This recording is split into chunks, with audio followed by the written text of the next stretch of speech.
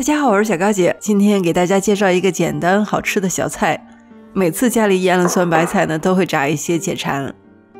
腌制好的酸菜不需要洗，把水挤干就行。取一些菜叶，整片叶子也可以炸，酸菜的味道会重一点。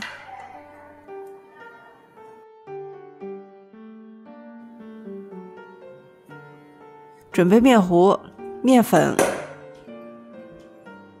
小苏打、一点点盐和熟芝麻，加水搅拌均匀。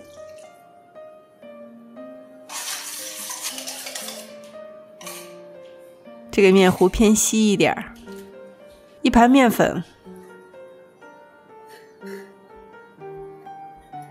菜叶是湿的，上面有泡菜水，先在干面粉里面蘸一下。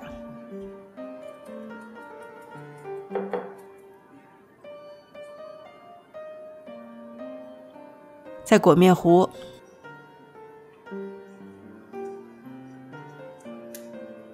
盆子边上沾掉多余，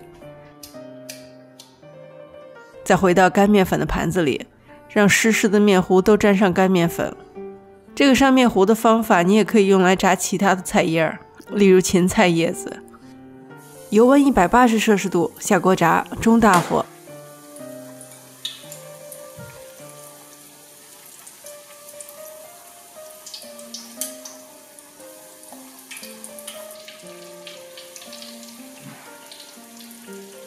外表炸到焦黄就可以出锅了。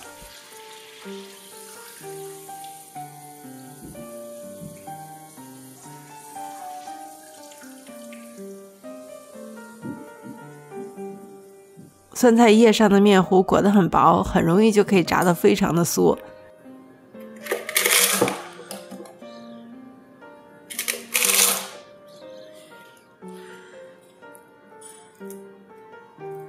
味道嘛，跟平时的炸鸡、炸鱼不太一样，酥脆的外皮下面还带有酸酸的回味，有一点特别。谢谢大家收看，我是小高姐，我们下集再见。